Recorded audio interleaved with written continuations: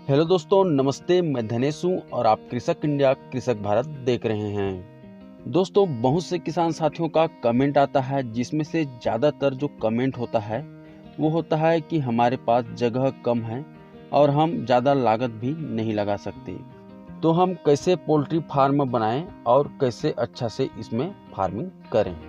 तो चलिए इन्हीं सारे सवालों का जवाब आज के इस वीडियो में हम जानेंगे।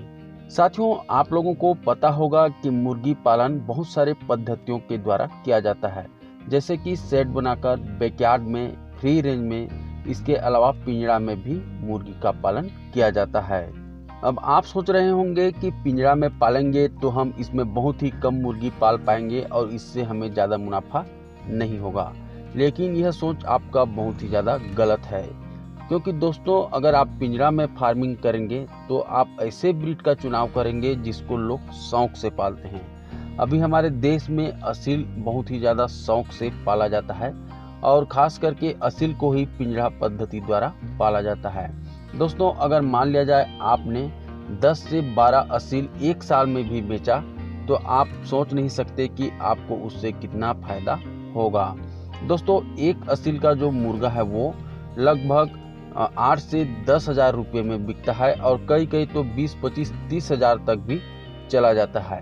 तो लेकिन हम एवरेज मान के चलेंगे कि 10 हजार रुपया अगर आप सेल करते हैं और मान लिया जाए आपने साल में 12 या 20 मुर्गा तैयार कर लिया, तो आप एक छोटे से पिंजरे से इतना पैसा कमाएंगे कि जितना बड़ा शेड वाला भी नहीं कमा सकता।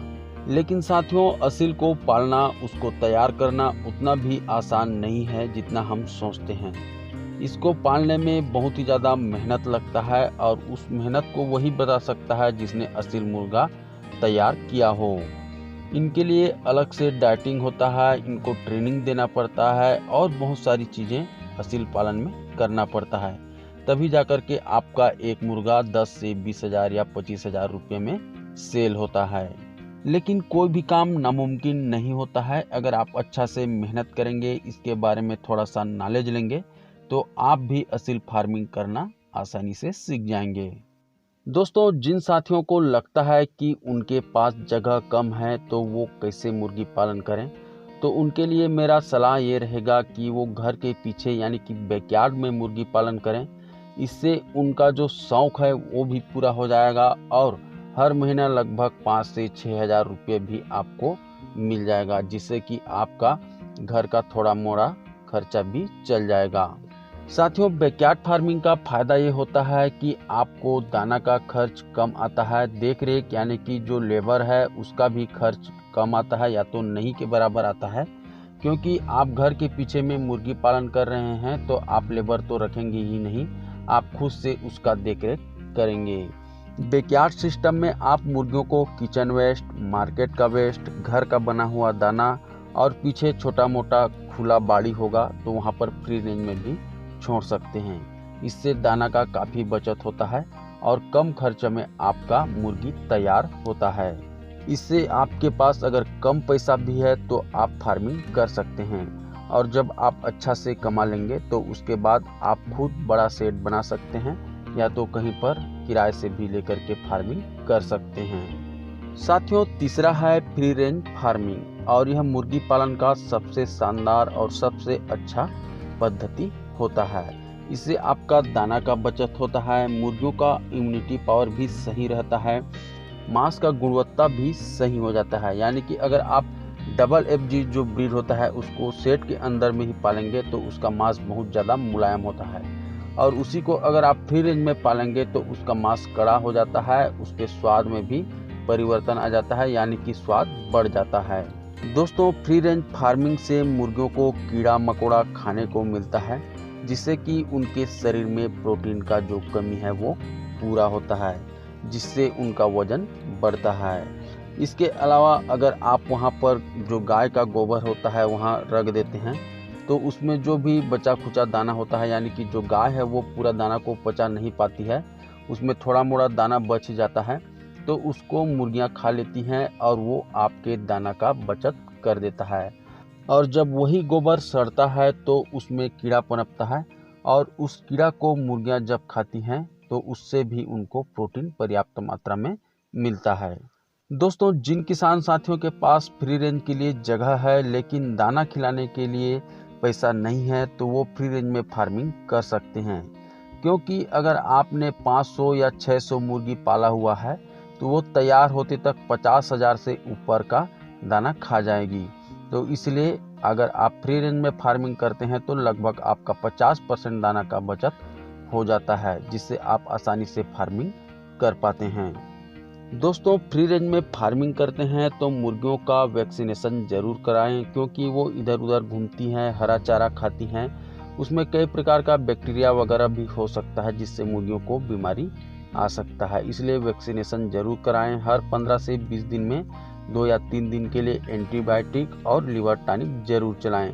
लिवर टॉनिक इसलिए चलाना है क्योंकि जब मुर्गियां फ्री रेंज में चरती हैं तो जो दाना चुगती हैं वो थोड़ा ठोस होता है, जो रेडीमेड दाना होता है उसकी तुलना में, तो उसको पचाने के लिए लिवर टॉनिक सहायक होता है। इसलिए आप लिवर टॉनिक जरूर दें। साथियों, अगला है शेड बनाकर फार्मिंग करना, और ये सबसे महंगा पद्धति होता है क्योंकि शेड बनाने में बहुत ज़्यादा खर्च होता है। और अगर आपके पास लागत लगाने के लिए पैसा नहीं है तो बिल्कुल भी आप शेड का शौक न करें, क्योंकि कम से कम अगर आप 3000 स्क्वायर फीट का शेड बनाते हैं तो 5 से 6 लाख रुपया लग जाएगा। और अगर आप शेड बनाना ही चाहते हैं तो कच्चा शेड बना सकते हैं, 30 या 40 फीट का शेड भी बना सकते हैं, और जब आप अच्छा से इनकम करते जाएंगे तो उसको बढ़ा भी सकते हैं। दोस्तों, अगर आप कच्चा शेड बनाते हैं तो उसमें एक खतरा ये रहता है कि जब आंधी तूफान आता है तो उसको उड़ा करके ले जाता है। इसलिए जब आप कच्चा शेड बना रहे हैं तो थोड़ा सिक्योर हो जाए, थोड़ा मजबूती के साथ बनाएं, ताकि उसको आंधी तूफान न उड़ा ले जाए। दोस्तों, मुर्गी पालन के लिए शेड पद्धति को सबसे आदर्श पद्धति माना जाता है, क्योंकि अगर आप इसमें कम मुर्गी पालना चाहें तो कम पाल सकते हैं, ज़्यादा मुर्गी पालना चाहें तो ज़्यादा पाल सकते हैं, आप शेड छोटा बनाना चाहें तो छोटा बना सकते हैं, और बड़ा बनाना चाहें तो बड़ा भी बना सकते हैं। इसके अलावा शेड पद्धति में मुर्गियों को सिस्टमेटिक रूप से हम पाल सकते हैं। जब मुर्गियों को हवा की ज़रूरत है तो पर्दा खोल सकते हैं, लाइट की ज़रूरत है तो हम लाइट जला सकते हैं, और जब हवा की ज़रूरत नहीं है तो पर्दे को हम बंद कर सकते हैं। इसके अलावा कई सारी व्यवस्था है जो शेड के अंदर में आसानी से बन जाता है, जो कि फ्री रेंज और बैकयार्ड पद्धति में हम नहीं कर सकते। दोस्तों, ऐसा नहीं है कि अगर आप शेड में फार्मिंग कर रहे हैं तो शेड के अंदर ही मुर्गियों को रखेंगे। अगर आपके पास खुला जगह है तो फ्री रेंज में भी कुछ समय के लिए मुर्गियों को छोड़ सकते हैं। इससे भी आपका दाना का बचत होगा, और शेड में भी पाल रहे हैं तो आप 50% दाना का बचत फ्री रेंज में छोड़ करके कर सकते हैं। तो दोस्तों, इसी तरह से कुछ चीज़ों पे बचत करके आप कम खर्च में मुर्गी पालन कर सकते हैं, और बैकयार्ड में फार्मिंग करके कम जगह पर भी फार्मिंग कर सकते हैं। तो इस तरह से आप कम खर्च और कम जगह पर मुर्गी पालन बड़े ही आसानी से कर सकते हैं। तो ठीक है दोस्तों, आज की इस वीडियो में बस इतना ही, और इसी तरह से मुर्गी पालन से रिलेटेड वीडियो हम लाते रहते हैं। और अगर आप भी मुर्गी पालन में इंटरेस्ट रखते हैं तो चैनल को सब्सक्राइब करके बेल आइकन को दबा लीजिए, ताकि जब भी इस तरह का वीडियो चैनल पे आए सबसे पहले उसका नोटिफिकेशन आप तक पहुंचे। तो ठीक है, मिलते हैं फिर एक नई वीडियो नई जानकारी के साथ। तब तक के लिए जय हिंद, जय भारत।